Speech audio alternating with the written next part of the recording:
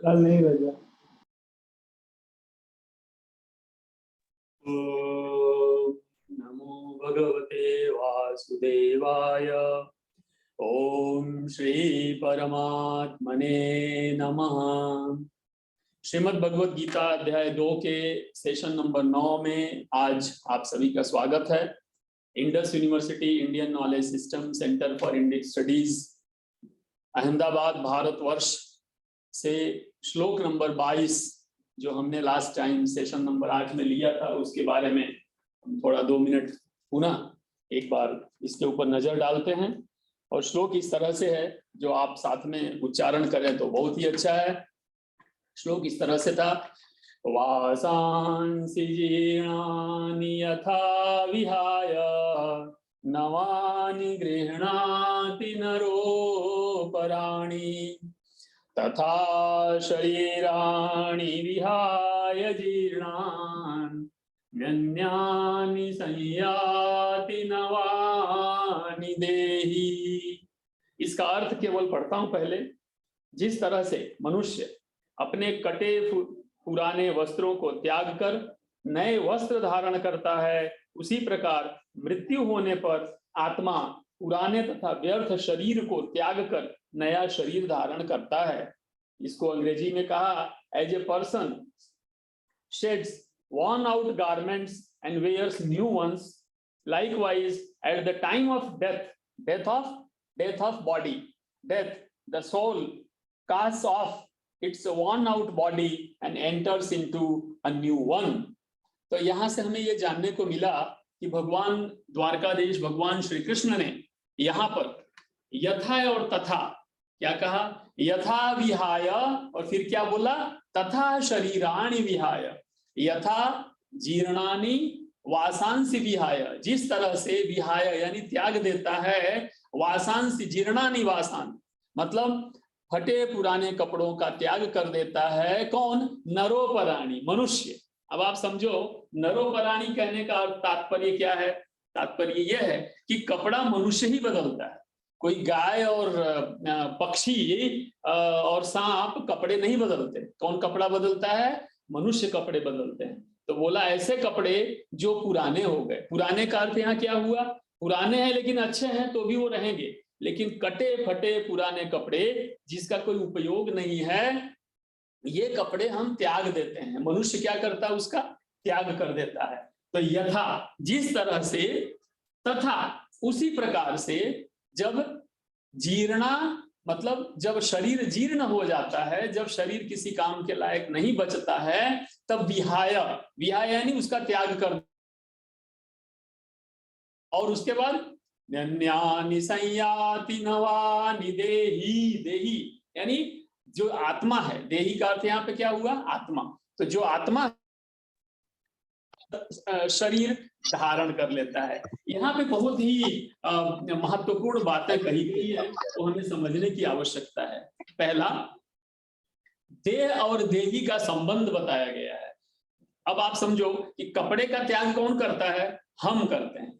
कपड़ा हमारा त्याग नहीं करता है, कपड़े का त्याग हम करते हैं। अर्थात आत्मा शरीर का त्याग करता है, शरीर आत्मा का त्याग नहीं करता है। ये बहुत ही महत्वपूर्ण बात है। निर्णय करने वाला कौन हुआ? कपड़े के लिए आप निर्णय करते हो। आप यानी आप अपने शरीर के लिए कपड़े का निर्णय लेते हो। आपको समझ में आ रहा है? इसी तरह से आत्मा शरीर का निर्णय लेता है, अर्थात शरीर आत्मा का निर्णय नहीं लेता है। दूसरा, धारण कौन करता है? आप धारण करते हैं। कपड़ा अपने आप आकर के आपको धारण नहीं करता है। इसी तरह से नए शरीर को धारण कौन करता है? आत्मा करता है। अर्थात आत्मा का यहाँ पे आधिपत्य है। आत्मा किसके कंट्रोल में? वो परमात्मा से कनेक्टिविटी है। तो अल्टीमेटली आपको नया शरीर देना नहीं देना निर्णय कौन क्या करेगा? परमात्मा करता है। लेकिन किस आधार पे करता है? अब यहाँ पे आधार आया। जैसे मैं ये कुर्ते का मैंने चयन किया, तो मेरे शरीर के साइज के हिसाब से करूंगा। मैं किसी मेरे पिताजी के कपड़े के शरीर के साइज का कुर्ता तो मैं नहीं पहन सकता, क्योंकि वो शरीर का अलग अलग रिक्वायरमेंट के हिसाब से कपड़ा बनता है, साइज और वगैरह। तो इसी तरह से भगवान कौन से आत्मा को किस तरह का शरीर देना है या कौन सा परिवेश देना है, वो कौन निर्णय लेगा? भगवान लेते हैं, लेकिन आत्मा के थ्रू लेते हैं। क्यों? क्योंकि आत्मा के पिछले जन्मों का किया हुआ जो कर्म है, उस कर्म के आधार पर निर्णय लिया जाता है कि किस प्रकार का शरीर मिलेगा, कौन सा परिवेश मिलेगा, आप कहाँ पे जन्म लेंगे, वगैरह वगैरह। तो ये इससे बहुत ही सारी बातें क्लियर हो जाती हैं। यहाँ पे दो और बात मैं आपसे बताना चाहूंगा। एक लेते हैं कि शरीर का त्याग जब आत्मा करता है तो कैसा होता है। तो आपने सूखा नारियल है, पहले वो हरा नारियल होता है, तो हरा नारियल एकदम पूरी तरह से आप खोल नहीं सकते, तोड़ नहीं सकते, एकदम पूरी तरह से चिपका होता है, उसके अंदर पानी होता है, लेकिन धीमे धीमे धीमे वो सूख जाता है। तो सूखा हुआ जो नारियल है वो क्या होगा, अंदर अलग हो जाता है और बाहर से एक जैसा दिखता है। जबकि अंदर अलग होने का अर्थ क्या है कि जिस तरह से आत्मा इंद्रियों से परे हो जाता है, यानी इंद्रियां सूख जाती हैं और आत्मा उससे अलग होता है, विलग होता है, उसके साथ अटैच्ड नहीं होता है, जैसे सूखा नारियल। और वही सूखा नारियल हम पूजा में उपयोग करते हैं, अर्थात वो पवित्र माना जाता है। तो जब आप, अर्थात आपका जो आत्मा है, आपका जो चित्त है, आपका जो विचार है, ज्ञान है, बुद्धि है, जब वो इंद्रियों को चिपक के ना रहे, इंद्रियों से अलग हो जाए, इंद्रियों को छोड़ देता है, तो इंद्रियों से छोड़ने के बाद जिस तरह से सूखा हुआ नारियल पवित्र हो जाता है, वैसे ही आप पवित्र हो जाते हैं। अर्थात अगर आप जल्दी से जल्दी सूखे नारियल की तरह हो जाते हैं, आपका आत्मा आपके शरीर से, आपका चित्त आपके शरीर के इंद्रियों से रहते हुए भी अलग है, नारियल के अंदर रहते हुए भी नारियल अलग होता है। इसी तरह से जब आपका हो जाता है तब आप क्या हो जाते हैं, यही देही, अर्थात यह जो शरीर जो धारण करने वाला है वो देह से अलग हो जाता है। इस तरह से ये कहा गया नारियल का। एक और उदाहरण मैं लेता हूं, छोटे बच्चे हैं जैसे, तो छोटे बच्चे का कपड़ा बदलते क्या होता है, उसको लगता है कि हाँ ये मैं कपड़ा ही हूं, तो छोटा बच्चा रोता है, अर्थात अज्ञान में होता है, सोहित है ना। छोटे बच्चे का कपड़ा आप बदलेंगे तो क्या होगा, रोएगा, क्यों, उस कपड़ा ही मैं हूं। इसी तरह से क्योंकि बच्चा क्या है, अज्ञानी है, उसको पता नहीं है, और जो बड़े लोग हैं वो क्या उसको फुसलाते हैं कि नहीं नहीं रो नहीं, तुमको नया कपड़ा देंगे, ऐसा है। तो छोटे बच्चे की तरह हम इस शरीर को ही हम मान लेते हैं कि मैं यह शरीर हूं। जैसे छोटा बच्चा समझ लेता है कि मैं ही यह कपड़ा, मनुष्य अर्थात जो आत्मा है, कई लोग हम लोग ये समझ लेते यह शरीर ही मैं हूं, ऐसा नहीं है। तो भगवान हमें यह शरीर त्यागने के लिए फिर दूसरे शरीर को धारण करने के लिए हमें ले जाते। जैसे हम छोटे बच्चे को पुराना कपड़ा निकाल के नया कपड़ा पहनाते हैं, वो रोता है, उसको दुख होता है क्योंकि अज्ञान में है। वैसे ही हम भी अज्ञान में रहते हैं और हमको लगता है कि मैं यह शरीर हूं, इसलिए देह और देही अलग हैं। यहां से अब मैं आगे ले चलता हूं आपको श्लोक नंबर 23 पे। इससे पहले आपको मैं एक चीज बता दूं कि श्लोक नंबर 2.15 से लेके 2.30, अर्थात अध्याय 2 के श्लोक नंबर 15 से अध्याय 2 के श्लोक नंबर 30 तक, अभी 30 हम पहुंच जाएंगे, उसमें भगवान ने यह प्रयत्न किया है कि अर्जुन का शोक नाश हो जाए। शोक, अर्जुन मोह में डूबा हुआ है, अर्जुन शोक में है, अर्जुन की जो चित्त है, जो बुद्धि है, वो भ्रमित हो गई है, वो द्विविधा में फंस गए हैं। इसलिए उस शोक से अर्जुन को बाहर निकालने के लिए भगवान ने इतने सारे श्लोकों का चयन किया और उनके सामने उनका ज्ञान दिया। तो कहां पे हुआ, शोक का नाश करने के लिए किसकी आवश्यकता है, ज्ञान की आवश्यकता है।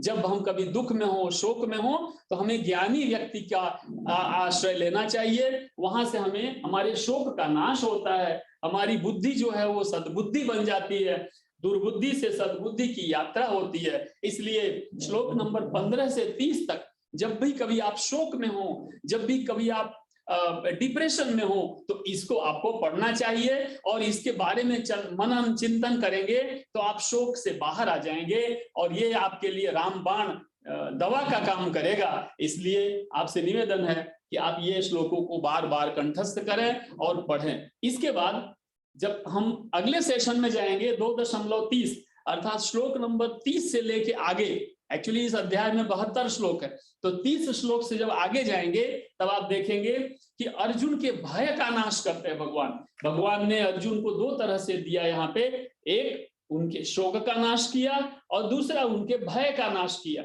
अर्जुन कहीं ना कहीं अंदर से डरे हुए थे, अर्जुन कहीं ना कहीं अंदर से भयभीत थे, जो बाहर दिखाई नहीं दे रहा था, भगवान को दिखाई दे रहा था। तो उनके भय का नाश करने के लिए भगवान ने क्या किया, श्लोक नंबर 30 से आगे की बातें कही। लेकिन यहाँ पे एक ही चीज महत्वपूर्ण है, और वो है कि ये तब कहा जब अर्जुन ने शिष्यत्व ग्रहण किया, अर्जुन शिष्य बन गए, अर्जुन भगवान की, उस समय भगवान ने ये चीज हमसे कहा, अर्जुन के माध्यम से हमें कहा। एक श्लोक नंबर 23 हम लेते हैं। नैनम छिन्दन्ति शस्त्राणि नैनम दहति पावकः, नैनम छिन्दन्ति शस्त्राणि नैनम दहति पावकः, न चैनम क्लेदयन्त्यापो न शोषयति मारुतः। बहुत ही बढ़िया, बहुत अच्छा श्लोक है। मैं 23 और 24 दोनों साथ में लूंगा जिससे आपको थोड़ी आसानी हो और समझने में। तो पहले 23 थोड़ा सा समझ लें, 24 थोड़ा सा समझेंगे, फिर दोनों को साथ में समझेंगे। 23 को वापस लीजिए। नयनम छिन्न न एनम, यहाँ पे नयनम, एक सज्जन ने मुझे पूछा नयनम मतलब आंख होता है, ने कहा सही है, वो नयन होता है, न या न, नयन मतलब आंख होता है, लेकिन यहाँ पे क्या लिखा है, नयनम, ध्यान दीजिएगा। तो नयनम मतलब होता है न प्लस एनम, न मतलब होता है नहीं और एनम मतलब होता है इसका। अब यहाँ पे इसका का अर्थ क्या है, आत्मा। तो भगवान ने कहते कहते ऐसे हाथ रखा होगा, इसका, न तो इसका, छिन्दन्ति, कभी इसका कभी कोई काट नहीं सकता है इसको, इसको टुकड़ा नहीं किया जा सकता है। अभी मैं समझाऊंगा आपको। नयनम दहति पावकः, न तो अग्नि से इसको समाप्त किया जा सकता है, अग्नि इसको जला नहीं सकता है। न च एनम, चैनम मतलब, अब चैनम मतलब वो नहीं कि मैं बड़ा चैन से सो रहा हूं, चैनम मतलब यहाँ है च एनम, अर्थात न तो इसका क्लेदयन्त्यापो, न तो इसको भिगोया जा सकता है, इसको गीला नहीं किया जा सकता है, कपड़े की तरह इसको पानी में डुबो नहीं सकते। न शोषयति मारुतः, और न तो इसको हवा पवन देव इसको सुखा नहीं सकता है, यानी इसको उड़ा के कहीं ले नहीं जाया जा सकता है। तो आपको याद करो आप कि मैंने बताया था आपको कि यह अचल है, स्थिर है, इसका नाम दिया था सत है, तो इसको हवा उड़ा के नहीं ले जा सकता है। तो अब यहाँ 4 चीजें आपको बताई गई। एक, किसी भी शस्त्र से इसको काटा नहीं जा सकता, अब मैं इसकी व्याख्या आपको बताऊंगा। इसको किसी भी न चैनम क्लेदयन्त्यापो, इसको पानी इसको भिगो नहीं सकता है और हवा इसको सुखा नहीं सकता है। मैं साथ में श्लोक नंबर 24 लूंगा, फिर दोनों की आपको व्याख्या बताता हूं। हाँ, इसको मैं, बहुत बड़ा शब्द है, इस शब्द को मैं अलग अलग करके बताता हूं।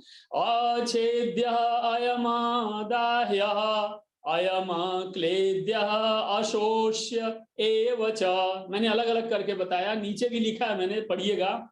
अच्छेद्यः अयम अदाह्यः अयम अक्लेद्यः, ये मैंने अलग अलग करके दिया है। अशोष्यः एव च नित्यः सर्वगतः स्थाणुः अचलोऽयं सनातनः। नीचे सभी शब्द अलग अलग व्याख्या करके लिखे गए हैं, आप पढ़ सकते हैं। अच्छेद्यः अयम अदाह्यः अयम अक्लेद्यः अशोष्यः एव च नित्यः सर्वगतः स्थाणुः अचलः अयम सनातनः। ये पूरी सिस्टमैटिक मैंने जानबूझ के लिखा आपके लिए कि आपको पढ़ने में आसानी हो। तो मान लीजिए सारा एक साथ आप नहीं पढ़ सकते, जैसे अच्छेद्योयमदायोयम क्लेद्योयम शोष्येव च नित्यः सर्वगतः स्थाणुरचलोयम सनातनः। अगर नहीं पढ़ सकते तो इस तरह से पढ़ें, अच्छेद्यः अयमदाह्यः अयम क्लेद्यः शोष्य एव स्थाणु अचलः अयम सनातनः, ऐसा भी पढ़ सकते हैं। बहुत ही बढ़िया है। वही चीज भगवान ने दोबारा कहा, और क्या कहा? अछेद्य, इसका छेदन नहीं हो सकता। अयम मतलब इसका, दिस सेल्फ, आत्मा का। अदाह्य, अशोष्य, इसको सुखाया नहीं जा सकता। अक्लेद्य, इसको भिगोया नहीं जा सकता। इसलिए यह क्या है? नित्य है। नित्यता एटर्नल है, ये हमेशा हमेशा रहेगा, कभी इसका विनाश नहीं हो सकता। सर्वगतः, यानी सब जगह मिलेगा आपको, सब जगह होगा। आप जहां हाथ रखो, जिधर देखो, वहां आत्मा आपका है। ऐसा नहीं है कि इसके बिना कभी, भगवान ने कहा था ना, तो कभी ऐसा हुआ कि ये लोग नहीं थे, ना कभी ऐसा होगा कि ये लोग नहीं होंगे, मैं नहीं होऊंगा या तुम नहीं, मतलब हम, कभी ये इसका विनाश नहीं होता है। फिर क्या कहा? स्थाणु, एकदम स्थिर है, उसको कोई हिला नहीं सकता, स्टेबल है। अचला, इमूवेबल, इसको खींच करके आप कहीं दूसरी जगह ले जा नहीं सकते। अर्थात मेरा आत्मा कल को हमेशा, मैं मतलब मैं यह शरीर में जो आत्मा है, यह आत्मा हमारा हमेशा के लिए है। एक बार ये असाइन कर, आप किसी के साथ मिल नहीं सकते। ऐसा नहीं कि मेरा आत्मा और ये आत्मा दोनों मिल गए और एक हो गए, ऐसा नहीं होता है। वो आत्मा वही का वही है। और क्या है? सनातन, एंशियंट है, पुराना है। मतलब इसका जन्म आज नहीं हुआ, हैप्पी बर्थडे टू यू 10 साल पहले हुए, ऐसा नहीं है। या हमें किसी ने आगे बोला sir happy birthday to you 50 साल पहले मैं पैदा हुआ, ऐसा नहीं है। तो पुराने समय से, एंशियंट जमाने से हैं। और आगे कब तक रहेंगे उसका कोई मालूम नहीं है हमको, हमेशा रहेंगे। तो आत्मा, इसीलिए आपका कर्म आपके साथ में रहता है। आप आज अगर पूजा करते हो, फल नहीं मिलता है, तो समझ लो कि आप आज पूजा किए तो पीछे किया हुआ पाप, 1-2 पाप कट जाएगा, फिर पूजा किया दूसरा पाप कट जाएगा। ऐसे करते करते आप भक्ति करते करते जब आगे बढ़ोगे, तो पीछे के किए हुए पुराने जो पाप है, आत्मा के थ्रू जो हुए, आत्मा जिस शरीर में रहा और शरीर ने जो जो कर्म किए, गलत कर्म सही कर्म, तो जो पाप इकट्ठे हुए, वो सारे पाप अभी आप चाहो कि आज से हम सुधर जाएं और आगे का जीवन हमारे आत्मा की यात्रा सुधर जाए, तो पीछे के पाप धीमे धीमे कटने शुरू, दैवत्व की ओर यात्रा शुरू कर देंगे। अब हम इसको थोड़ा समझते हैं। श्लोक नंबर 23 और 24 को थोड़ा समझते हैं। मैं आपको इसमें 5 मिनट जरूर लूंगा ये दोनों श्लोक को समझाने के लिए। 23 और 24 आप एक चीज समझ लीजिए, अगर ये श्लोक आपने दिन में, रात में, हमेशा अपने दिन में गुनगुनाते रहेंगे मन में, तो आप धीमे धीमे धीमे धीमे माया के बंधन से मुक्त हो जाएंगे। क्यों? ये भगवान के शब्द हैं, मेरे और आपके शब्द नहीं है। ये बहुत ही सुंदर है। और जनरली आपको जान के सरप्राइज होगा कि आईएएस वगैरह की परीक्षा में जब लोग संस्कृत सब्जेक्ट लेते हैं या ये सब्जेक्ट लेते हैं, तो ये श्लोक पूछा जाता है, बार बार पूछा जाता है। नैनम छिन्नन्ति शस्त्राणि नैनम दहति पावक न चैनम क्लेदयन्त्यापो न शोषयति मारुतः। यह विज्ञान भगवत गीता में भगवान ने कहा, उससे पहले किसी ने नहीं दिया। यह वेद में कहा गया जो ज्ञान है, उस ज्ञान को भगवान ने अपने शब्दों में यहां हमसे कहा है। अब क्या कहा, अब मैं बताता हूं आपको। एक, नैनम छिन्दन्ति शस्त्राणि, अर्जुन को ये कहने की क्या जरूरत थी भगवान को? मैं बाण चलाऊंगा तो ये लोग कट जाएंगे। तो भगवान ने कहा तुम्हारे काटने मारने से कोई कटने मरने वाला नहीं है। तो भगवान ने कहा हे अर्जुन, इसकी तुम चिंता छोड़ दो, तुम तलवार लोगे या तुम धनुष उठाओगे और किसी को मारोगे तो उसका जो देह है वो कट जाएगा, देह ही कटेगा नहीं। आपको मालूम होगा कि आज के जमाने में ये शस्त्र अपने पास है, विज्ञान इतना ही पहुंचा है कि उसके पास केवल टुकड़े करने वाले ही शस्त्र हैं, वही वेपन्स हमारे पास अवेलेबल है कि उठाया और लोगों को मार दिया, केवल इतना ही हमारे पास शस्त्र है। और बहुत भी उन्नति हुई तो हम कहां पहुंच गए? नैनम दहति पावकः। फिर उन्होंने बोला, अर्जुन के पास क्या था? आग्नेयास्त्र था। आप समझो, भगवान को ये कहने की क्या जरूरत पड़ी? अर्जुन ने तुरंत पूछा होगा कि अरे चलो काट नहीं सकते तो क्या जला तो सकते हैं ना, मैं आग्नेयास्त्र उठाऊंगा और मारूंगा, सब भस्म हो जाएंगे। तब भगवान ने कहा कि नहीं, ऐसा नहीं है, आग्नेयास्त्र से भी ये लोग जलने वाले नहीं हैं। आजकल जो हमारे पास बम है, एटम बम वगैरह वेपन्स है, वो क्या है? आग्नेयास्त्र है, अग्निशास्त्र है।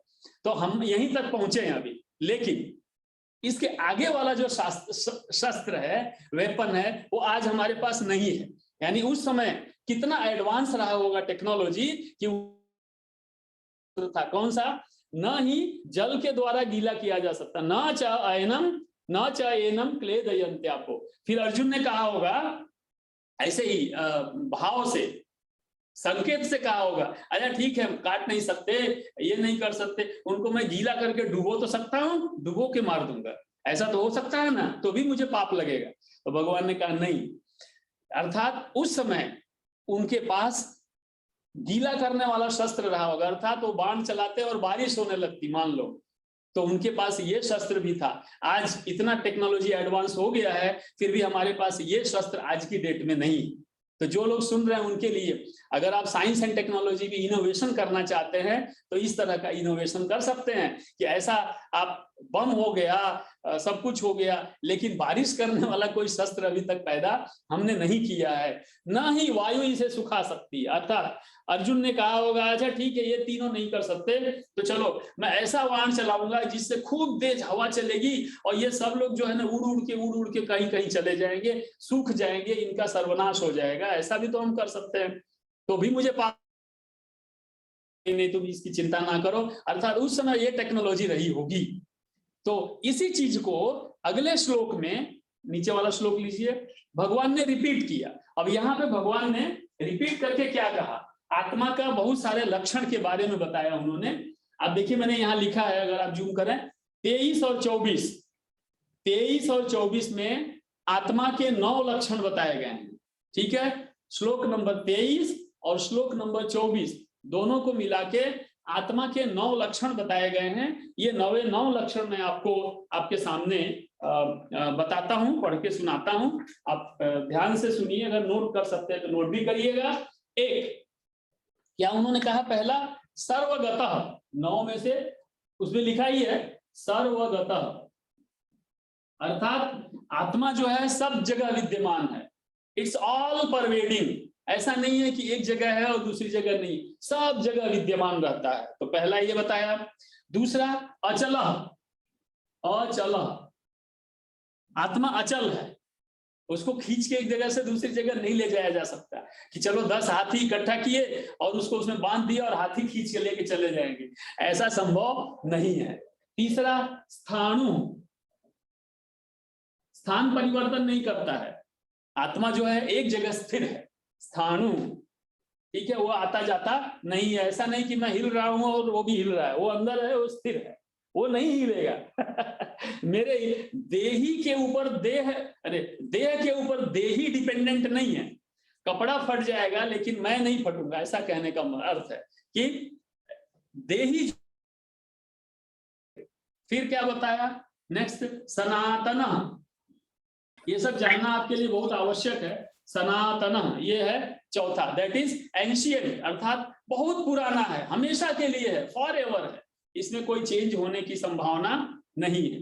फिर क्या कहा, अछेद्य,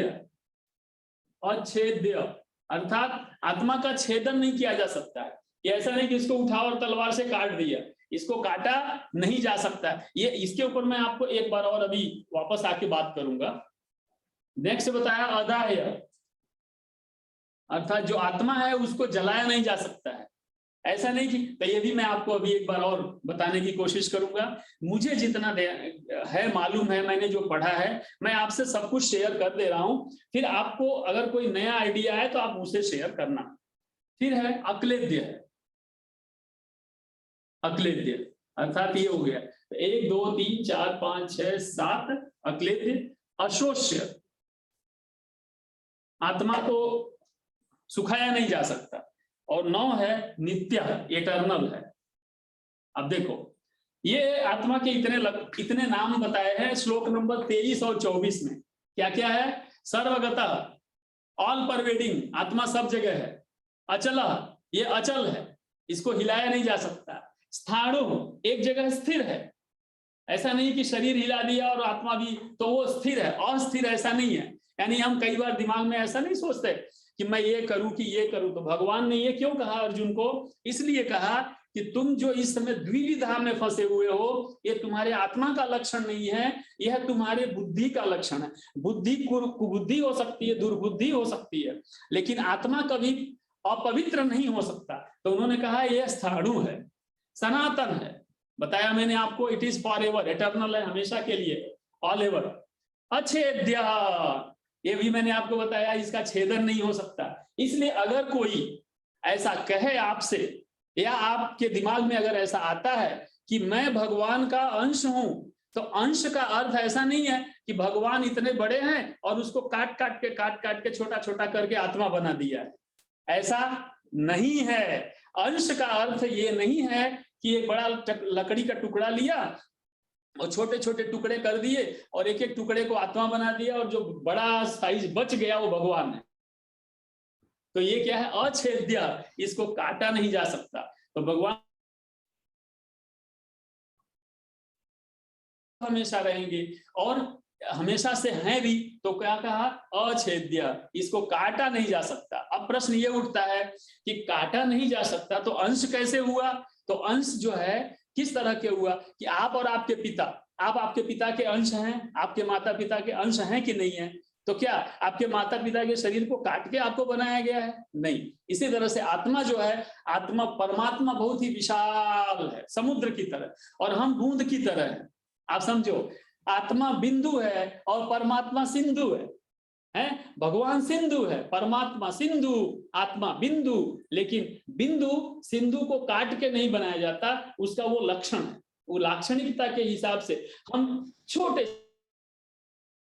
बहुत ही छोटे हैं, बिंदु हैं, और परमात्मा इनफाइनाइट है, अनंत है, अनंत है? तो का हरि अनंत, हरि कथा अनंता। तो यहाँ पे वो बात हुई कि हम उनके अंश हैं, लेकिन काट के, परमात्मा को काट करके आत्मा नहीं बनाया गया। अछेद्य, अदाह्य।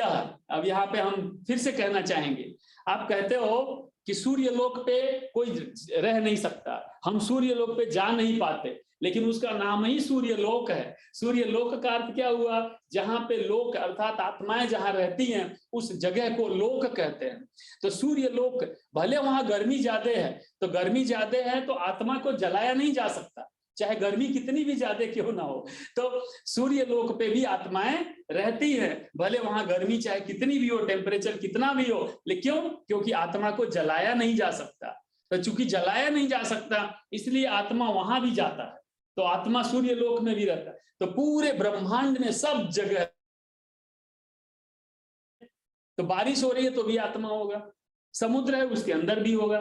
तो इसी तरह से अलग अलग आत्माएं होती हैं, और हर एक की आत्मा का अपना लक्षण होता है, अपने कर्म के साथ बंधा होता है, और उसके अनुसार उसको फल मिलता है। और इस तरह से श्लोक नंबर 23 और 24 में भगवान ने हमको ऐसा ज्ञान दिया, ऐसा ज्ञान दिया, ऐसा ज्ञान दिया कि न तो कभी भविष्य में इसको कोई नकार सकता है और न आज तक कोई नकार सका है। और उसका कारण एक और है, कारण ये है कि भगवान परमात्मा है और हम आत्मा है। तो कहीं पानी का बूंद छोटा सा पूरे समुद्र को देख नहीं सकता, पूरे समुद्र को समझ नहीं सकता। हाँ, कब समझेगा? जब बूंद उस अथाह सिंधु में मिल जाता है। मिल गया, लेकिन बूंद तो बूंद रहेगा, वो समुद्र नहीं बन जाएगा। समुद्र में बूंद मिलता है, आप समझ गए? इस तरह से इसकी बहुत ही बड़ा इसका अध्याय है और बहुत अच्छा समझाया है। फिर एक और शब्द है यहाँ पे कहा है कि न तो ये उत्पन्न होता है न नष्ट होता है, जो पहले भी था और वो पीछे भी हमेशा रहेगा। ऐसा जो सनातन है उसको देही कहते हैं, और वो पदार्थ नहीं है। वो ये टेबल और ये पानी और ये गिलास और ये प्लास्टिक ऐसा पदार्थ नहीं है, वो अपदार्थिक है, वो तत्व है। तत्व का अर्थ क्या हुआ? गुड़ आप खाते हो, हैं? तो जो अब आप चीनी खाते हैं तो चीनी तो खा लिया, लेकिन चीनी के अंदर जो मिठास है, गुड़ के अंदर जो मिठास है, वो तत्व है। जिस तरह से तत्व आप देख नहीं सकते। मैं बोलूं ये नमक है, इसके अंदर खारापन दिखाओ, तो आप दिखा नहीं सकते, नमक दिखा सकते हो। तो नमक के अंदर जो खारापन है वो उसका तत्व है। इसी तरह से जो आत्मा है वो क्या है? तत्व है, कोई पदार्थ नहीं है। तो गुड़ पदार्थ है। उदाहरण के लिए मैं कहूं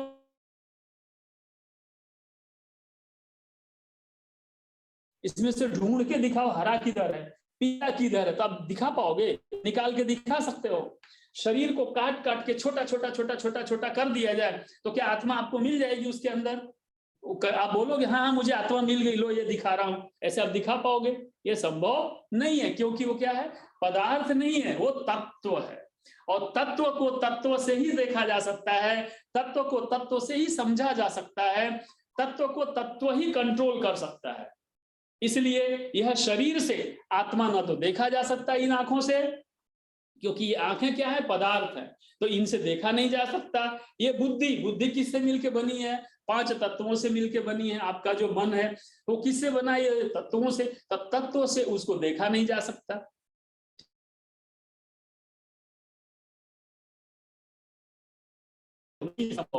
क्यों? क्योंकि वो तत्व है। वो कहां से पैदा होता है? वो हृदय स्थल से। और हृदय स्थल कौन है? वहां आत्मा का स्रोत है। आत्मा ही वहां पे आपका सोर्स है, वही वहां पे स्रोत है। इस तरह से बहुत ही अच्छे तरह से व्याख्या किया। श्लोक नंबर 25 पे जाते हैं। हाँ, बहुत बढ़िया।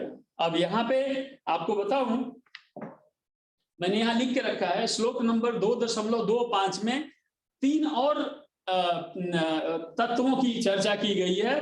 तो 23, 24 और 25 तीनों को मिला के 9 + 3 12, 9 और 3 12, टोटल 12 तत्वों की चर्चा की गई है। तो श्लोक नंबर 25 में 3 तत्वों की चर्चा हुई है।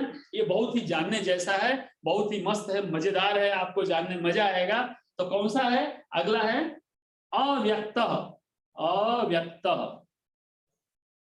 इसके बाद है अचिंत्य।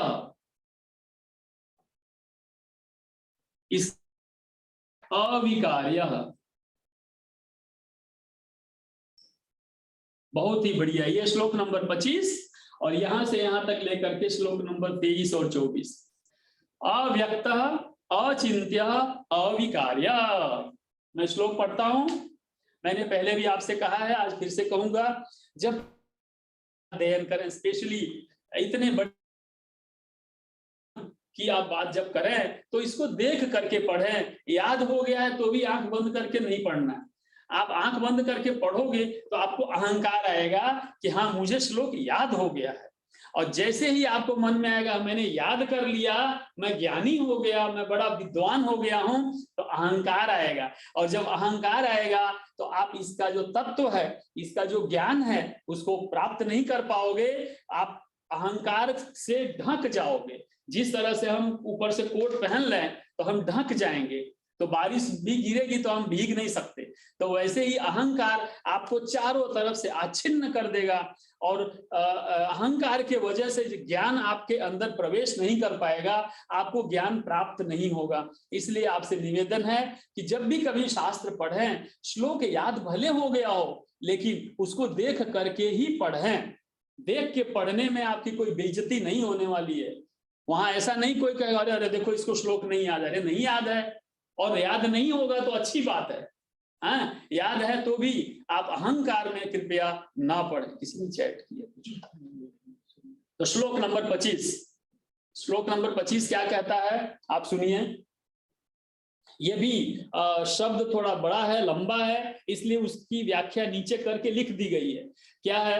अव्यक्तोऽयम् चिन्त्योऽयम् अविकार्योऽयम् मुच्यते तस्मादेवं विदित्वैनं नानुशोचितुमर्हसि। बहुत बढ़िया है, बहुत अच्छा श्लोक है। आप इसको पढ़ेंगे तो आपके अंदर से हृदय है ना प्रफुल्लित हो जाएगा। और आत्मा का सबसे बड़ा जो लक्षण है कि आत्मा हमेशा आनंद में रहता है। सच्चिदानंद परमात्मा हमेशा आनंद में प्रफुल्लित और मग्न रहता है। तो जब भी आपको लगे आज मैं बड़ा प्रसन्न हूं, तो समझ लेना आपकी जो आत्मा है वो उन्नति को प्राप्त हो रही है। अंदर से आप प्रफुल्लित हैं तो आपकी जो आत्मा है अब दुखी नहीं है, वो उन्नति की ओर जा रही है, आगे की ओर जा रही है, और मोह से अमोह की ओर यात्रा पे चल चुकी है यात्रा आपकी, ऐसा मानना चाहिए। तो अव्यक्त, पहला मैंने लिखा आत्मा अव्यक्त है, मैंने पहले भी बताया था आपको, आप उसको देख नहीं सकते, उसको छू नहीं सकते, पकड़ नहीं सकते, काट नहीं सकते, मार नहीं सकते, हिला नहीं सकते, डुबो नहीं सकते। आत्मा अव्यक्त है, आप उसको देख भी नहीं। आपको बताया था आत्मा का साइज मैंने, तो जो आपका बाल है ना, बाल का, तो बाल का जो रेडियस है, डायमीटर, मतलब मान लो ये बाल का टिप है, तो इसका 1000 टुकड़ा करो तो आत्मा उससे 10,000 टुकड़ा करो, उससे भी आत्मा छोटा है, ऐसा वेद में कहा है। तो वेद कहता है कि आत्मा की साइज इतनी है, तो जब उतनी छोटी है तो माइक्रोस्कोप से भी आप देख नहीं सकते। माइक्रोस्कोप से न देखने के पीछे एक और कारण है, क्योंकि माइक्रोस्कोप मटेरियल है, पदार्थ से बना है, किसी चीज से बना हुआ है, मिट्टी से, चाहे किसी चीज से बना हुआ है, मेटल से बना हुआ। तो मेटल से बनी हुई चीज, ऐसी चीज को नहीं देख सकती जो मेटल से न बना हो। तो आत्मा मेटल से तो बना नहीं है, प्लास्टिक से बना नहीं, मिट्टी से बना नहीं है, इसलिए ये साधन से हम उसको देख नहीं सकते। इसलिए भगवान ने कहा आत्मा अव्यक्त है। कब कहा था? हजारों साल पहले, विचार करिए। और आज माइक्रोस्कोप साइंटिस्ट बोलता हम नहीं देख सकते। दूसरा, अचिंत्य। आप आंख बंद करके किसी ऐसी चीज का चिंतन करके बताओ जो आपने कभी देखा, सुना, समझा ना हो। आप सपना भी नहीं देख सकते ऐसी चीज का जिसके बारे में आप पहले कुछ जानते ना हो। तो चिंतन, आत्मा के ऊपर आपका कोई चिंतन नहीं हो सकता, आप उसके बारे में विचार नहीं कर सकते, सोच नहीं सकते। क्यों? क्योंकि आपका जो बुद्धि है, जो मन है, आपका जो ये वो तत्वों से मिलके बना। तो तत्व से तत्व का चिंतन होगा। जैसे पेपर के बारे में मैं सोच सकता हूँ, क्योंकि पेपर उसी चीज से बना है जिससे मेरा यह शरीर बना है। मैं इस कैमरे के बारे में सोच सकता हूँ, क्यों? क्योंकि ये कैमरा उसी से बना है जिससे मेरा शरीर बना है। मैं इस छत के बारे में सोच सकता हूँ, लाइट के बारे, लेकिन मैं ऐसी चीज के बारे में नहीं सोच सकता जिससे बना है। इसीलिए आत्मा क्या है? अनथिंकेबल है। इसीलिए जब आत्मा का चिंतन नहीं हो सकता तो आपका आत्मा वो नहीं है जो आप हो। आप समझ रहे हो ना कि मैं ये हूं, मैं एक कदम में आगे बढ़ा, तो इसके बारे में तो आप चिंतन कर सकते हो, लेकिन आत्मा एक कदम आगे नहीं बढ़ रहा, वो जहां है वहीं स्थिर है, तो उसके बारे में चिंतन ही नहीं कर सकते आप। वो झूला नहीं झूलता है, तो उसके बारे में चिंतन नहीं हो सकता। और अविकार्य, अर्थात इसका कभी चेंज नहीं होता है, अनचेंजेबल है, तो अपरिवर्तनशील। इसका अर्थ क्या बोला? अव्यक्तः अयम अचिन्त्यः अयम अविकार्यः अयम उच्यते, ऐसा कहा गया है। बड़ी बात कह दिया भगवान ने, उच्यते, ऐसा कहा गया है। आप समझ रहे हो बात को? अब भगवान ने थोड़ा सा बाजी पलटी यहां पे। भगवान ने यही कि नहीं कहा मैं ऐसा कह रहा हूं कि ऐसा है। भगवान ने कहा मैं ऐसा कह रहा हूं कि आत्मा अदृश्य, अचिंतनीय, अपरिवर्तनशील है, ऐसा कहा गया है। जैसे मैं यहाँ आके बोलूं भाई यूनिवर्सिटी का नियम है कि आपको 9 बजे आना पड़ेगा, ऐसा मैं नहीं कह रहा हूं, यूनिवर्सिटी का नियम है, ऐसा नियम में लिखा गया है कि आपको 9 बजे आना है। इसका मतलब आप समझ रहे हो? अब भगवान ने यहाँ शरीर के साथ इसका थोड़ा सा अटैचमेंट कर दिया और अर्जुन को यह कह दिया कि हे अर्जुन, तुम समझो मेरा यह शरीर था, आया है, इससे पहले से एक बात कही गई है कि मैं यह शरीर, श्री कृष्ण का जो शरीर है मेरा, यह शरीर इस धरती पे आया, उसके पहले से ही यह बात जानी जाती है। जैसे मैंने ये यूनिवर्सिटी ज्वाइन किया, उसके पहले से ही ये नियम में लिखा हुआ है कि 9 बजे आपको यहाँ आना है। तो भगवान ने कहा कि ये मैं कह रहा हूं ऐसा नहीं है, केवल मैं तो केवल वो चीज कह रहा हूं जो सत्य है, सनातन, जो अचिंतनीय है, जो अदृश्य है, वह आत्मा है। अर्जुन तुम समझो, तुम ये मत सोचो कि ये मैं कह रहा हूं, ये पहले से सबको कहा गया है, पहले से ये सनातन सत्य है। और चूंकि यह सनातन सत्य है, इसलिए हे अर्जुन, तस्मात् एवं विदित्वैनम, ऐसा तुम जान के, विदित्वैनम, ऐसा तुम जान लो, मैं तुमको बता दे रहा हूं, अगर तुमको ना मालूम। और नानुशोचितुमर्हसि, ये नानुशोचितुमर्हसि ना, ये 4 बार भगवान ने उपयोग में लिया है। श्लोक नंबर 25, 26, 27 और 30 मैं लिख दे रहा हूं, अभी आपको ध्यान भी रहेगा। ये हम अभी हैं श्लोक नंबर 25 में, यहाँ पे लिखा है शोचितुमर्हसि। ये चीज आप मैं ये पहली बार 25 में भगवान ने कहा, फिर वो 26 में बोलेंगे, फिर वो 27 में बोलेंगे और फिर वो 30 में बोलेंगे। 4 बार भगवान ने इस श्लोक में, ये अध्याय में शोचितुम अर्हसि कहा। आप समझ सकते हो कि अगर भगवान इस चीज को बार बार कह रहे हैं कि भाई तुम चिंता ना करो, तुम शोक ना करो, तुम इसके बारे में बहुत ज्यादा परेशान मत हो, तो कुछ न कुछ इसके अंदर छिपा होगा। तो भगवान ने यहाँ कहा ना सोचो अनु, इसके नहीं है, डोंट ग्रीव अबाउट इट, है ना। तो भगवान ने इतनी बड़ी बात कह दी अर्जुन को कि अभी भी अगर तुम्हारे पास समय है, अभी भी तुमको बुद्धि आ जाती है, अभी भी तुमको समझ आ जाती है, तो क्या विदित्वैनम, विदित्व मतलब क्या होता है, हैविंग नोन, के तुम अभी भी इस शोक से बाहर आ जाओ। हे अर्जुन, तुम्हारे लिए यही कल्याणकारी होगा। अब मैं इससे आगे एक चीज और बताऊं आपको कि 4 विशेषण यहाँ पे भगवान ने दिए हैं और उनका हमने आपके बारे में चर्चा किया। 8 विशेषणों के बारे में भगवान ने उनसे बात किया अर्जुन से, और टोटल आत्मा के 12 जो लक्षण हैं उनके बारे में बताया, और अंत में कहा कि ये तुम भी जान लो, मैं जानता हूं, ऐसा कहा गया है, तुमको भी मैं बता रहा हूं, तुम भी जान लो, और जानने के बाद तुम शोक से बाहर आ जाओ। और ऐसा करके भगवान ने अगले 25, 26, 27 और 30 इन श्लोकों में बार बार अर्जुन को कहा कि तुम शोक ना करो और उससे बाहर आ जाओ। आप समझ रहे हो, अनुशोचितुम अर्हसि। तो मैं नेक्स्ट श्लोक लेता हूं, श्लोक नंबर 26। अगले इस श्लोक में भगवान ने क्या कहा, बहुत ही 25 में ही पता चल जाता है कि अब भगवान ने अपना जो है गियर बदल लिया। गियर नंबर 1 से 2, 2 से 3, 3 से 4 में अब आ गए। अब यहाँ पे भगवान जो है ना अटैकिंग हो जाते हैं। अब भगवान थोड़ा सा अर्जुन को टाइट करते हैं, उसका कान पकड़ के ना, स्कूल में कान पकड़ के ऐंठते हैं टीचर, तो कान पकड़ के टीचर जो कान आपका ऐंठते थे या ऐंठते हैं, उसमें टीचर का प्रेम भी होता है। आप समझ रहे हो, माँ बच्चे का कान पकड़ के ऐसे ऐंठती है तो उसमें उसका प्रेम भी होता है, केवल दंड देना नहीं है, केवल बच्चे को पनिशमेंट नहीं, उसको डांटना मारना ही नहीं होता, उसको प्रेम भी देते हैं। कान पकड़ के ऐंठा तो पनिशमेंट भी मिल गया और प्रेम भी प्रदर्शित कर दिया। तो यहाँ भगवान ने अर्जुन का कान ऐंठ दिया और क्या बोला 25वें श्लोक में कि सुन लो ध्यान से, केवल मैं ही नहीं कह रहा हूं, ये पहले से हो चुका है, पहले भी कहा गया है, ऐसा मैंने भी सुना है, ऐसा कहा गया है। तो अब भगवान यहाँ से थोड़ा डांटने वाले मूड में आ गए और कहते हैं 26वें श्लोक में, देखिए यहाँ भी शोचितुम अर्हसि का उपयोग हुआ है, अंतिम शब्द है शोचितुम अर्हसि 26 में। तो मैं पीछे से लेता हूं, पहले पढ़ते हैं। अथ च एनं नित्य जातम नित्यं वा मन्यसे मृतम तथापि त्वं महाबाहो नैवं शोचितुमर्हसि। वाह, बढ़िया है। देखिए क्या बोला पीछे, न एवं शोचितुमर्हसि, तुमको शोक नहीं करना चाहिए, भगवान ने दोबारा कहा।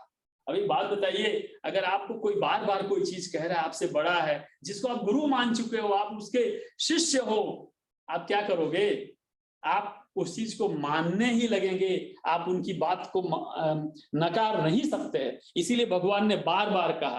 तो यहाँ हमें क्या सीखने को मिला कि हमें भी अगर हमारे किसी अपनों से कोई बात कहनी है तो बार बार जब कहोगे तो उस चीज की जो कीमत है, वैल्यू है, कभी उसको समझ में आती है, और समझने के बाद आपका जो रिक्वेस्ट है, आपकी जो बात है, अवश्य मानी जाती है। तो बार बार भगवान अर्जुन से कह रहे हैं, एक बार बोल देते शिष्य मान ही जाता, लेकिन तो भी नहीं, भगवान इतने बड़े हैं तो भी अर्जुन के प्रति एकदम विनम्र हैं। वहां पे उन्होंने अपनी विनम्रता को नहीं छोड़ा और केवल इतना कहा, शोक नहीं करो, ऐसा नहीं कहा, शोक नहीं करना चाहिए, ऐसा कहा। आप समझ रहे हो, अर्हसि, अर्हसि का मतलब क्या होता है कि नहीं चाहिए। आप समझ गए। तो भगवान ने कितनी बड़ी बात है, ध्यान से सुनो और मेरी ये बात कर लो, ये काम तुम कर दो। इसकी जगह भगवान ने क्या कहा, शोक नहीं करो, ऐसा नहीं, उन्होंने कहा शोक नहीं करना चाहिए।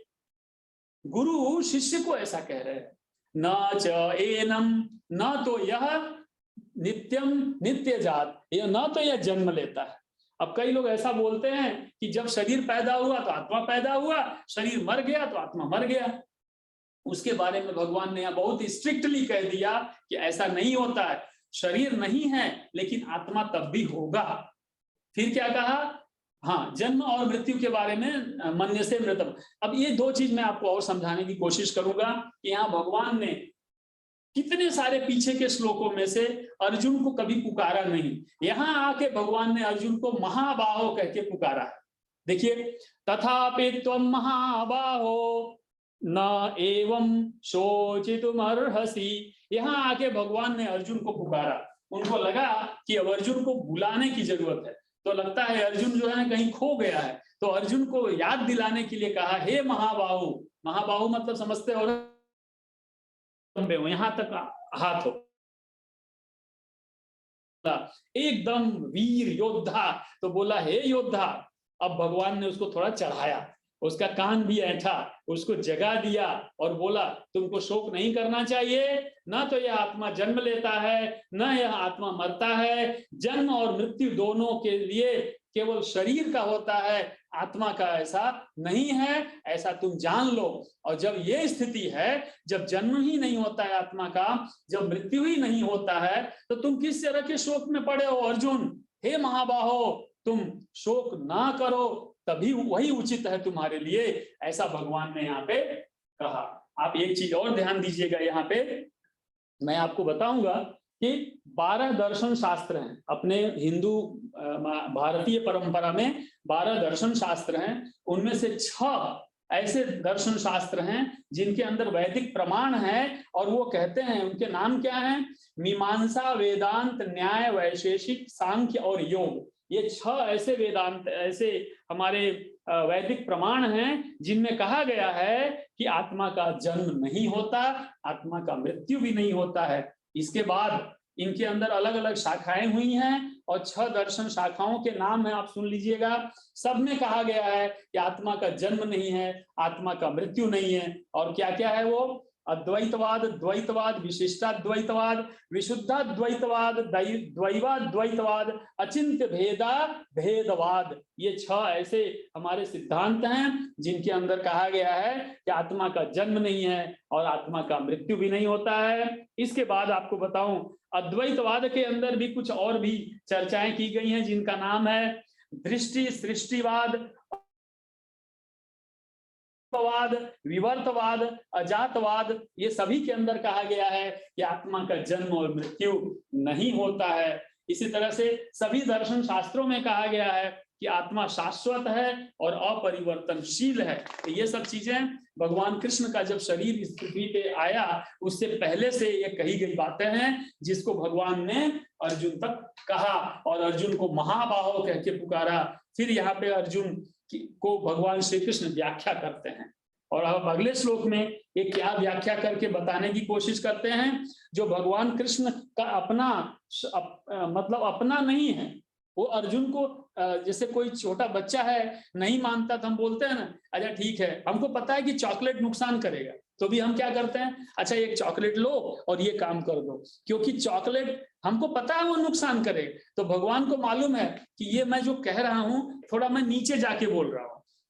तो भगवान जो है अपने भक्त के लिए अपनी गरिमा को छोड़ के थोड़ा नीचे आते हैं, और नीचे आके अर्जुन को कहते हैं कि हे अर्जुन, अच्छा मान भी लो कि मान लो आत्मा का जन्म होता है, मान लो आत्मा मरता है। आप समझिए, भगवान ने कहा मान लो। अब जब मान लो आएगा, मन्य से मृत, मान भी लेता हूं मैं, ऐसा मैं मान लूं या तुम मान लो तो क्या होगा।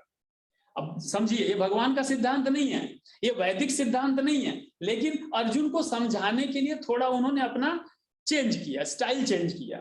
और वो आगे क्या बोलते हैं सुनिएगा, श्लोक नंबर 27। जातस्य हि ध्रुवो मृत्युः ध्रुवं जन्मामृतस्य च। ये यहाँ पे स्पेलिंग मिस्टेक है थोड़ा। तस्माद् परिहार्येऽर्थे न तुम शोचितुमर्हसि। फिर से आया श्लोक नंबर 27, 25 में आ चुका, 26 में और 27 में। शोचितुमर्हसि। फिर भगवान ने क्या कहा, हे अर्जुन तुमको शोक नहीं करना चाहिए। अब आप एक बात बताइए, आपका बॉस आपको बार बार बोला है कि तुमको लेट नहीं आना चाहिए, तुमको लेट नहीं आना चाहिए, तुमको लेट नहीं आना चाहिए, 3 बार बोला है, चौथी बार क्या आप टर्मिनेट हो जाओगे, नौकरी चली जाएगी, सैलरी कट जाएगी। तो यहाँ पे क्या बोला, हे अर्जुन तुमको शोक नहीं करना चाहिए, तीसरी बार बोला। और लगातार तीसरी बार बोला, इसका अर्थ क्या हुआ कि जब जब भगवान कह रहे हैं, क्यों कह रहे हैं, क्योंकि अर्जुन उस समय शोक में ही डूबा हुआ होगा। इसीलिए मैंने लिखा है कि 15 से 30 तक के जो श्लोक हैं वो क्या है, शोक नाश के लिए। भगवान ने अर्जुन के शोक का नाश करने के लिए किया है, ना कि उसके भय का नाश करने के लिए। तो यहाँ वापस भगवान ने कहा, जातस्य ही ध्रुवो मृत्यु, अर्थात जिसका जन्म हुआ उसका मृत्यु निश्चित है, जिसकी मृत्यु हुई है उसका पुनः जन्म होना निश्चित है, ऐसा कहा भगवान ने। इसलिए आप कभी भी ये अहंकार में, कभी द्विविधा में, कभी कंफ्यूजन में मत रहना कि बस अब तो मैंने जन्म लिया, अब मेरा कभी जन्म नहीं हुआ। क्यों, मैंने करोड़ों रुपया दान कर दिया, मैंने इतने, मेरे पास 100 बीघा खेत था वो मैंने दान कर दिया, मैंने किसी की सेवा कर दिया, इसलिए मेरा जन्म पूरा नहीं होगा। ऐसा कभी नहीं हो सकता है। जन्म होगा और अवश्य होगा। क्यों, क्योंकि आपके जो कर्म हैं, कर्मों से आप बंधे हुए हैं। तो चाहे आप कितने भी अच्छे की बुरे, कहने का अर्थ यह है कि आपका जन्म होगा, बुरे कर्मों का भंडार होगा तो वैसा आपको फल मिलेगा और वैसा जन्म मिलेगा। मनुष्य कभी कुत्ता बन जाएगा, कभी सांप बन जाएगा, कभी बिच्छू बन जाएगा, कभी गिद्ध बन जाएगा, कभी सुअर बन जाएगा, क्योंकि उसका कर्म ऐसा है। और अगर आपका कर्म अच्छा है तो आप संभ्रांत परिवारों में पैदा होंगे, आप संस्कारशील परिवार में पैदा होंगे, आपको ऐसा समाज मिलेगा जिसमें अच्छी बातें हो रही होंगी, जहां पे हिंसा नहीं हो रही होगी, जहां पे सद्भाव होगा, जहां पे ज्ञान होगा, जहां पे पुण्यशाली आत्माएं अपना कर्म कर रही होंगी शरीर के रूप में। आपको अच्छा शरीर मिलेगा, आपको अच्छा स्वास्थ्य मिलेगा, आपको अच्छी बुद्धि मिलेगी, आपको अच्छा परिवेश मिलेगा।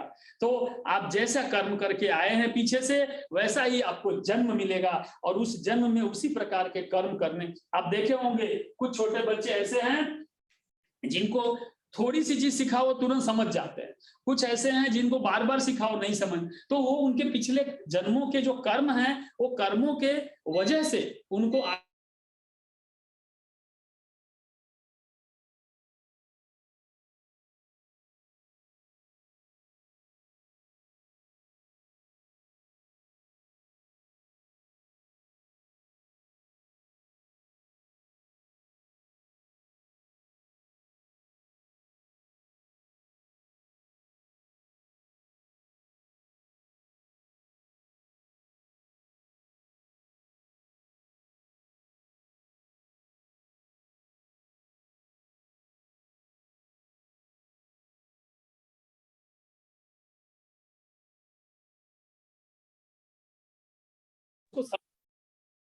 करते हैं। अगले श्लोक से आपको आइडिया आ जाएगी, समझ में आ जाएगा कि कितना नीचे भगवान आए। और भगवान आते हैं और क्या बोलते हैं कि तुम मान लो, अगले श्लोक में 25, 26, 27 में भगवान यहां तक बोलते, मान लो सत्य है ऐसा नहीं है, मान लो, अगर तुम नहीं मानते तो भी मान लो कि आत्मा पैदा होता है और आत्मा जन्म लेता है, मान लो ऐसा भी अगर है तो भी तुमको शोचितुमर्हसि, तो भी तुमको शोक करने की कोई आवश्यकता नहीं है। हे अर्जुन, यह प्रवाह हमेशा चलता रहता है।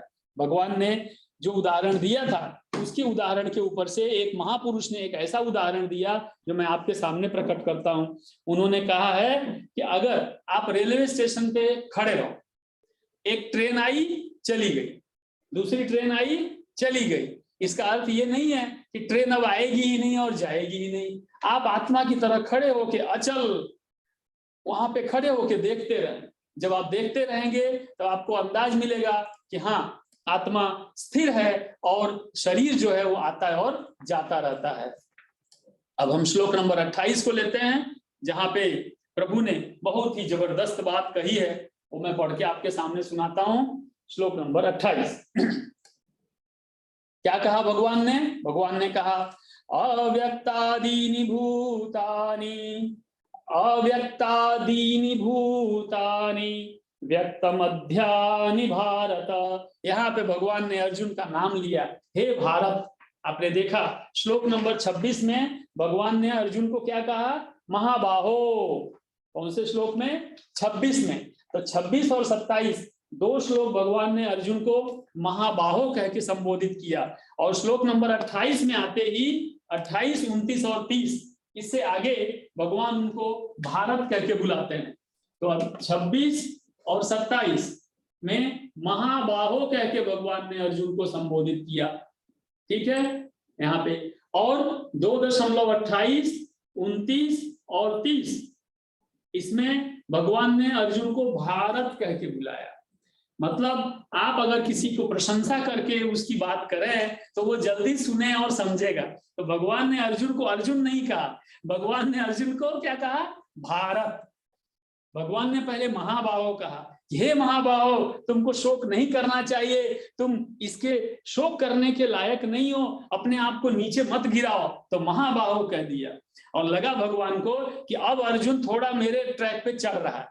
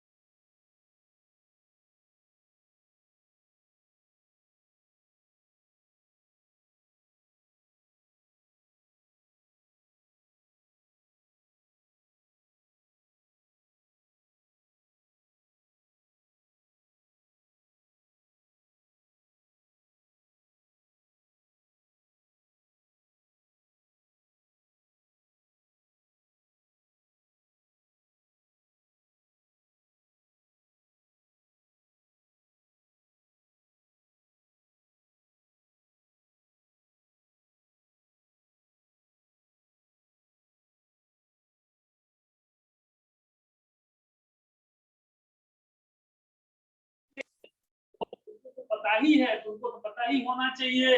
तुम किसी अज्ञान में मत फंसो, तुम किसी शोक में मत फंसो। इसलिए तुमको पता है कि मान लो मैं यहाँ ड्रा करता हूँ, मान लो यहाँ पे ये शरीर है, ठीक है। तो शरीर आया, पैदा हुआ उससे पहले और शरीर पैदा हुआ उसके बाद। तो भगवान ने कहा ये जो मध्य की परिस्थिति, मध्य में ये समय, तो ये माइनस इनफाइनाइट और ये प्लस इनफाइनाइट, ये अनंत, भूतकाल का अनंत मान लो मैंने लिया और भविष्य का अनंत लिया, दोनों अनंत हो गए। तो भविष्य, ये भविष्य है और ये भूतकाल है, ठीक है। ये सब भूतकाल है और ये सब भविष्य काल है। और यहाँ पे आपका शरीर है, ये देह है, ये आपका शरीर है। तो बोला ये जो काल है केवल इतना वाला।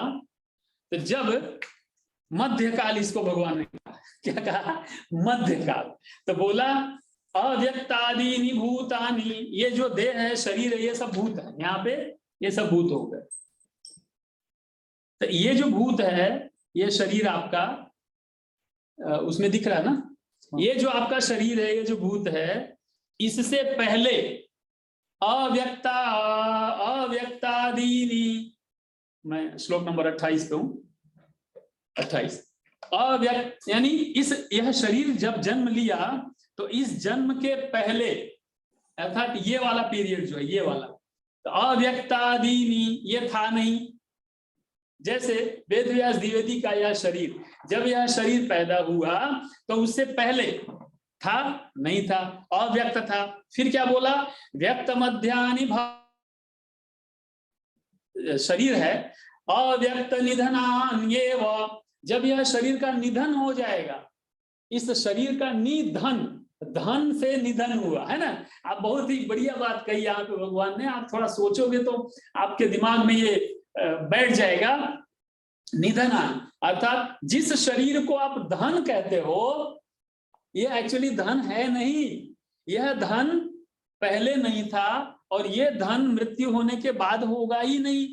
तो जब आप जिस शरीर को अपना अपना धन यानी अपनापन से आप अपना कह रहे हो, वो पहले नहीं था और वो न होगा। और क्या बोला, व्यक्त मध्यानि, अर्थात जन्म होने से पहले और मृत्यु होने के बाद का जो मध्य है, बीच की जो परिस्थिति है, उसी में व्यक्त है, अर्थात उसी में तुमको दिखाई देता है, उसी में ये रहता है हे अर्जुन। इसलिए तत्र का परिवेदना, का अर्थात क्यों, का यहाँ पे प्रश्नवाचक है। तो उन्होंने भारत कह के बोला कि अच्छा तुम बताओ, तुम तो भारतवंशी हो, तुमको तो पता है तुम्हारे कितने पूर्वज हो चुके आज तक, तुम बताओ कि क्या वो सारे के सारे पूर्वज तुम्हारे सामने खड़े हैं उस शरीर में। तो भगवान ने उनको याद दिलाया कि तुम अपने पूर्वजों को याद करो, जिसके लिए तुम टेंशन ले रहे थे पहले श्लोकों में कि उनका वो नरक लोक में चले जाएंगे, उनका पतन हो जाएगा, उनका ह्रास हो जाएगा, उनको नुकसान होगा, उनको दुख होगा। तुम ये सोचो कि क्या वो लोग ये पीरियड जब तक शरीर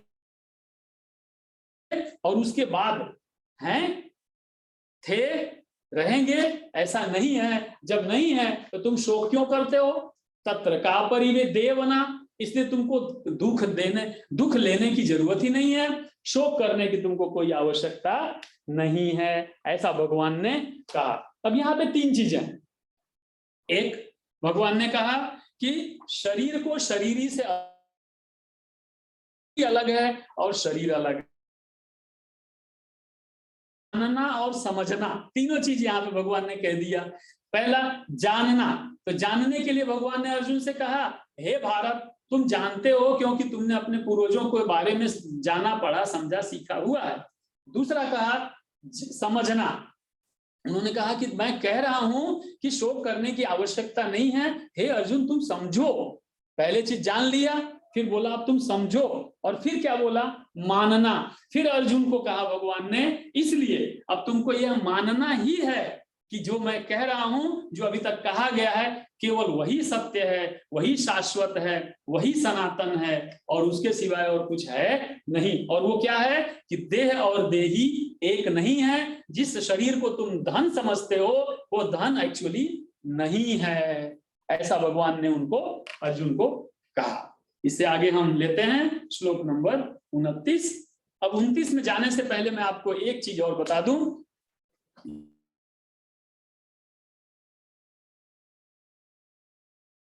तरह का है, स्थूल शरीर, सूक्ष्म शरीर और कारण शरीर। तो स्थूल शरीर अर्थात जो अभी आपका दिख रहा है, जिसको आप धन समझते हो, वो स्थूल शरीर है। अब ये स्थूल शरीर जब शरीर की मृत्यु हो जाएगी तो नहीं होगा।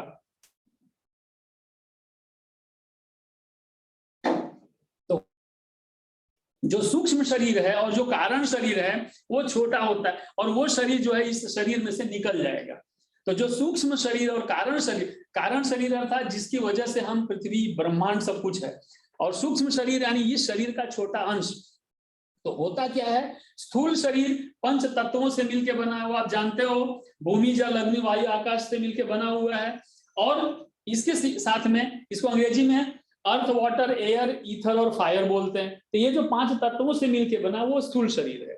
लेकिन जो सूक्ष्म शरीर है वो 18 प्रकार के तत्वों से मिलकर बना। आप याद रखना, मैंने आपको एक प्रश्न पूछा था कि 18 का महत्व क्या है, आप भूल गए। तो 18 का महत्व है, जो सूक्ष्म शरीर है आपका 18 तत्वों से मिलकर बना है। श्रीमद् भगवद गीता में 18 अध्याय है, महाभारत युद्ध 18 दिन तक चला था, और बहुत सारी चीजें। तो 18 तत्वों से मिलकर बना हुआ। हम क्या समझते हैं कि मैं तो 5 तत्वों से ही बना हूं, ऐसा नहीं है। आप इस भ्रांति से बाहर निकलो तो बहुत छोटी चीजें हैं। और आप जिन 18 तत्वों से मिलकर बने हो वो सुनो, 5 प्राण वायु, हम तो एक ही वायु जानते हैं, वो कौन सी, सांस लिया और छोड़ा, एक ही वायु जानते हैं। जबकि 5 प्रकार के प्राण वायुओं से मिलके हम बने हैं। हम अर्थात हमारा सूक्ष्म शरीर जो निकलता है, तो 5 प्रकार के जो प्राण वायु हैं उसमें से एक वायु अर्थात जो शरीर का जो वायु वो साथ में लेके चला जाता है, इसलिए श्वास लेना बंद हो जाता है। 5 कर्मेंद्रिय, जो कर्म करते हो, हाथ, मुंह, नाक, जो काम करते हो ना, वो भी सूक्ष्म तत्व लेके चला जाता है, इसलिए आपका हाथ पांव चलना बंद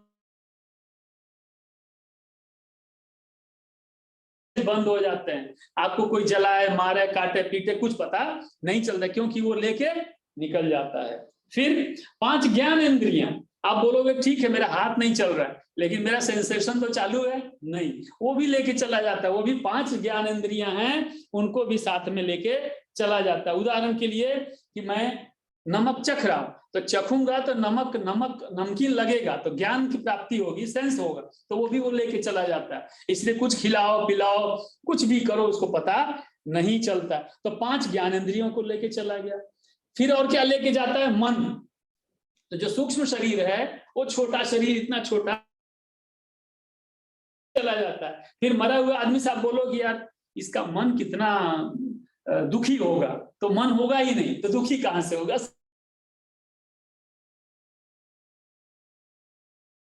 16, 17वां है बुद्धि। सोचने विचारे की क्षमता खत्म हो जाती है। तो ये जो स्थूल शरीर है, जो धरती पे गिर जाता है, उसमें सोचने समझने की शक्ति खत्म हो जाती है, विचारने की शक्ति खत्म हो जाती है। तो बुद्धि भी उसकी साथ में लेके चला जाता है। और जो सबसे बड़ी चीज लेके जाता है, ये है अहंकार। अहंकार को भी लेके चला जाता है। आप चाहे उसको यहाँ मिट्टी में फेंक दो, पानी में फेंक दो, जला दो, उसको कोई फर्क नहीं पड़ता है। उसको कोई घमंड नहीं है, अरे मैं पूरी जिंदगी एसी में रहा, नरम गद्दे पे सोया, 5 लोग हमारी सेवा करते थे, और अब मुझे उठा के रोड पे फेंक दिया। अहंकार खत्म हो जाता है। तो ये सारे 18 तत्व, 5 तत्व नहीं, 18 तत्वों से मिला हुआ आपका शरीर है, और उसका नाम है सूक्ष्म शरीर, जिसको आप देख नहीं सकते। आप सोचोगे 5 तत्वों से मिलके बना हुआ शरीर देख सकते हैं, और 18 तत्वों से मिला शरीर देख नहीं सकते, नहीं देख सकते। क्या बात है। और एक रहा कारण शरीर। कारण शरीर बहुत ही सूक्ष्म होता है, वो सभी कर्मों से मिलके बनता है। वह शरीर तत्वों से, मतलब किसी चीज से नहीं बनता, उसकी कोई परिभाषा नहीं है, वो कर्मों से बनता है।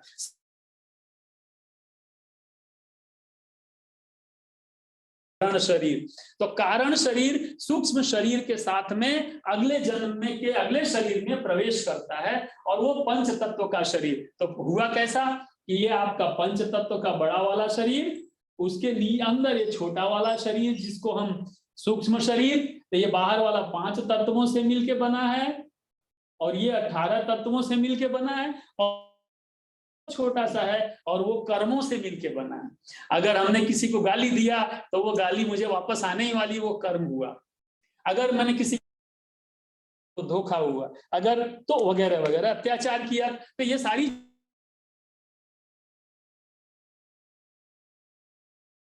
श्लोक नंबर 29 और 30 आपका 5 मिनट और लूंगा। थोड़ा सा हमारे साथ लाइट चली गई थी इसलिए स्लो हो गया। श्लोक नंबर 29, यहाँ जबरदस्त भगवान ने इतना बड़ा गियर बदला ना, 5वां 6वां 7वां 8वां सब गियर फेल है इसके आगे। ये डायरेक्ट उन्होंने जेट प्लेन में डाल दिया गियर को, और अब उड़ा रहे हैं अर्जुन को। कैसे उड़ा रहे हैं देखिएगा। आश्चर्यवत् पश्यति कश्चित् एनम आश्चर्यवत्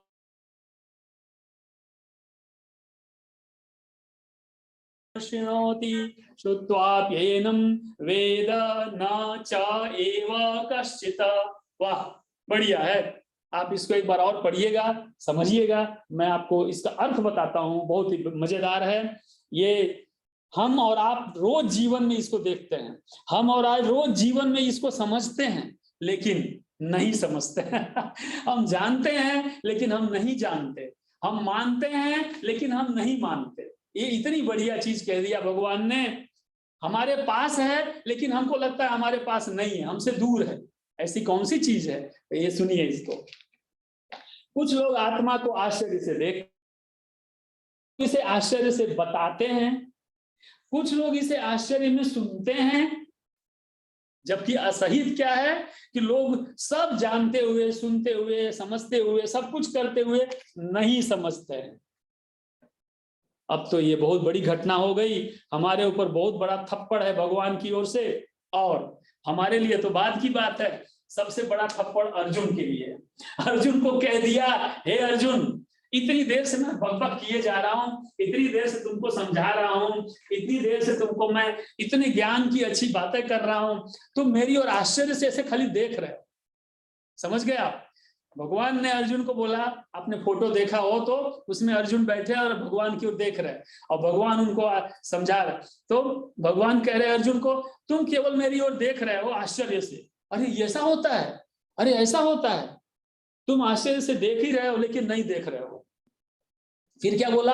आश्चर्य से बताते हैं, मैं तुमको बता तो रहा हूं ठीक से, तुम प्रश्न भी पूछ रहे हो, आश्चर्य भी दिखा रहे हो, ऐसा है, लेकिन तुम नहीं समझ पा रहे हो। फिर क्या बोला? सुन रहे हो, कि तुम आश्चर्य से सुन तो रहे हो लेकिन तुम नहीं सुन रहे हो, खाली सुनने की का नाटक कर रहे हो। और फिर क्या बोला कि इतना कहने के बाद भी मुझे ऐसा लग रहा है कि तुमको कुछ समझ में नहीं आ रहा है, जबकि तुम समझ रहे हो। तो ये थोड़ा सा द्वंद्व है कि हम जानते हैं लेकिन नहीं जानते हैं, हम साथ में रहते हैं लेकिन नहीं रहते हैं, हम सो रहे हैं लेकिन नहीं सो रहे हैं, वगैरह वगैरह। तो ये एक बहुत ही जबरदस्त होता है, वो भी मैं आपको बताता हूं। जिस तरह से मैं यहाँ बैठे हुए आकाश को देखता हूं, रोज सोचूंगा यार आकाश कब पैदा हुआ, कहां से आया, कब समाप्त होगा, क्या कब मैं आकाश को छू पाऊंगा, कब मैं आकाश के बारे में जान पाऊंगा, ये आकाश धरती पे कब मिलेगा, ये आकाश कब समाप्त होगा। ये सारे प्रश्न इनका कोई जवाब नहीं है, कोई उत्तर नहीं है। आश्चर्य के साथ इसके साथ लगे रहो। अर्थात आप कभी जब आत्मा को नहीं समझ सकते, आत्मा के बारे में नहीं विचार कर सकते, तो केवल उसको प्राप्त करने के लिए परमात्मा को प्राप्त करने के लिए उसके मार्ग का केवल अनुसरण करो, शरणागति को प्राप्त करो, भक्ति करो, समझने की कोशिश करो। और दूसरी बात क्या कहा? इसलिए अब इस और अगले श्लोक में शोक का नाश करके ज्ञान की सीमा समाप्त होती है। अब इसके बाद ज्ञान की चरम सीमा आ गई। अब यहां आने के बाद इससे आगे ज्ञान में आप नहीं जा सकते, इससे आगे और समझाया जाएगा, लेकिन ये अंतिम चरण है ज्ञान प्राप्त करने का, कि केवल आश्चर्य हो सकता है, इससे आगे हमारी पहुंच नहीं है, हम वहां तक पहुंच ही नहीं सकते। तो अब क्या रहा?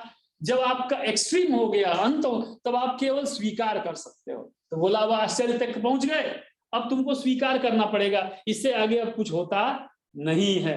अब तुम अंत तक आ गए, अब इससे आगे जाओगे तो गिरोगे, इससे अच्छा तो भगवान ने कहा अब तुम इसको स्वीकार करो, और स्वीकार करके शोक छोड़ के युद्ध में तुम चले जाओ। तो भगवान ने कहा अब केवल और केवल इसको स्वीकार करो। यहाँ पे बोला एक और चीज, थोड़ी और गहरी बात कही है, वो भी मैं आपसे बता दूं कि जो शिष्य है कहीं बिरले, इसीलिए कभी भी गुरु को यह शोक नहीं करना चाहिए कि मेरे पास जो ज्ञान है, मेरे पास जो कुछ भी है वो मैं किसको दूं। कोई कभी एकाध शिष्य आपको मिल जाए तो वो आप उसको दान दे दें, उसको सब कुछ सिखा पढ़ा समझा दें, जैसे भगवान कृष्ण ने अर्जुन को कह दिया और अर्जुन के माध्यम से हम सबको प्राप्त हो गया। इसलिए हमें इसकी कोई चिंता नहीं करनी चाहिए। तीसरा है कि हम इन आंखों से नहीं देख सकते, इन कानों से नहीं सुन सकते, इसके लिए हमें सूक्ष्म शरीर के बारे में समझना चाहिए, तभी हम सच्चे हृदय से इस तत्व को प्राप्त कर सकते हैं। इसीलिए अगर किसी की मृत्यु भी हो गई, किसी शरीर की मृत्यु हुई, तो आत्मा और स्ट्रांग हो जाती है, बलशाली हो जाती है, उसके लिए शोक नहीं करना चाहिए। हाँ, उसके लिए भक्ति भजन, लोगों के घरों में कभी कभी मृत्यु किसी न किसी की तो होती ही रहती है, तो उसके बारे में शोक करने से नहीं कुछ होगा। उसके लिए आपको भजन भक्ति और भगवान में तल्लीनता दिखानी चाहिए, क्योंकि ये सब आश्चर्य है, आप इसको कभी भी शोक के माध्यम से समझ या जान नहीं सकते हैं। अब मैं इस अध्याय का श्लोक नंबर 30, जहां पे पूरी तरह से ज्ञान पहुंच चुका है अंत तक अपनी स्थिति में, और यहां से अर्जुन के शोक का नाश होने की संभावना दिख रही है, थोड़े थोड़े रास्ते पे वो चढ़ गए हैं। तो यहां भी भगवान ने अर्जुन को भारत कह के बुलाया और क्या कहा? देहि नित्यमावध्यो या भारत देही देहे, देही अर्थात आत्मा, देह अर्थात शरीर, सर्वस्य भारत, यह देही कहाँ होता है? देह में होता है। पानी कहाँ है? बॉटल में है, बॉटल पानी नहीं है। आत्मा कहाँ है? शरीर में, शरीर आत्मा नहीं है, या आत्मा शरीर है, बॉटल पानी नहीं है, बॉटल के अंदर पानी है। इसको खोल के पानी गिरा दूंगा, बॉटल रहेगा, उसको फेंक दिया जाएगा, लेकिन पानी अपने रास्ते पे चला जाएगा, फिर किसी और के उपयोग में आ जाएगा। ठीक है, ऐसे ही जो आत्मा है यह शरीर में होता है, और शरीर में है तो शरीर को छोड़ देगा। तो शरीर आत्मा है ऐसा नहीं है, या आत्मा शरीर है ऐसा नहीं है। आत्मा शरीर के अंदर होता है, नित्यम, बहुत बड़ी बात कह दिया, हमेशा के लिए होता है। अर्थात जब भी कभी आत्मा आपको लगेगा कि आत्मा का अस्तित्व कहाँ है, तो शरीर में होता है।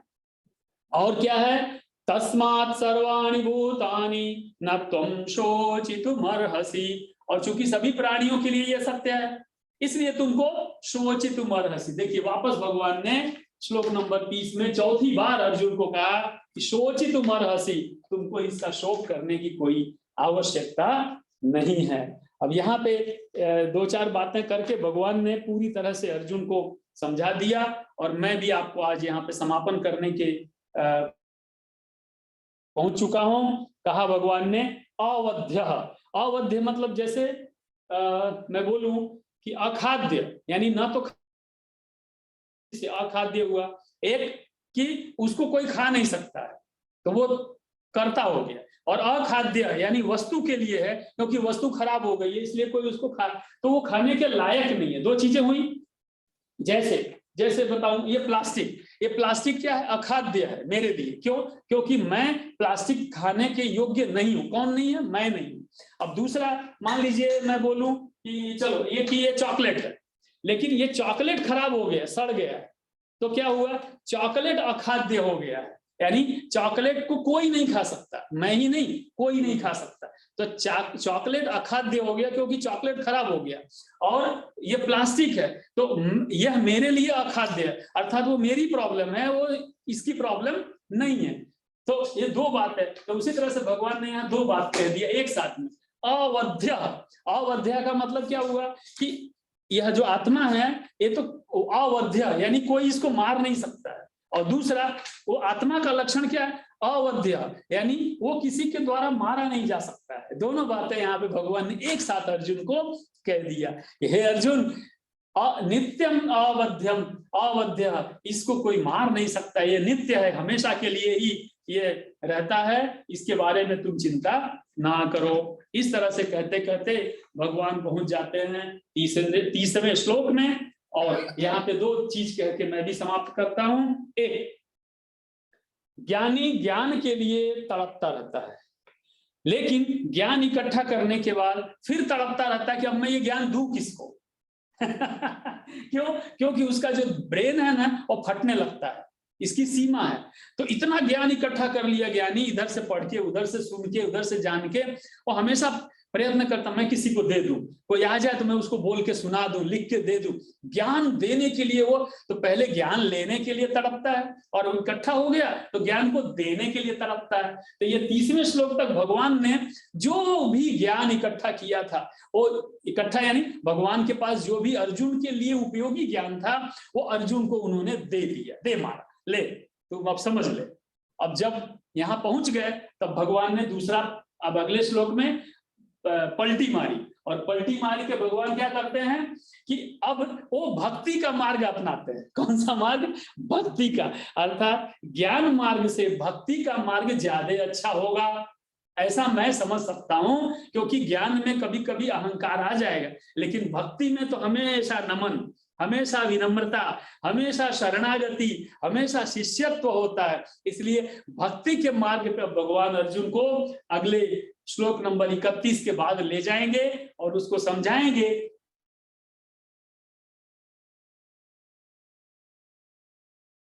के मार्ग पे चलो, अर्थात शरणागति को स्वीकार करो, और मैं जो कह रहा हूं वैसा करो। इस तरह से अर्जुन का अगले श्लोकों में भय दूर होगा। तो ज्ञान से शोक दूर होता है और भक्ति से भय दूर होता है। ज्ञान से शोक दूर होता है अर्थात मोह दूर होता है, अर्थात अहंकार दूर होता है, अर्थात और भय अर्थात डर अर्थात कायरता का अंत करना है। आपको उच्चतम श्रेणी की ओर जाना है तो भक्ति करनी होती है। तो भक्ति से भय दूर होता है और ज्ञान से शोक दूर होता है। ओम हरि ओम तत्सत। श्री कृष्णार्पणमस्तु। ओम नमो भगवते वासुदेवाय।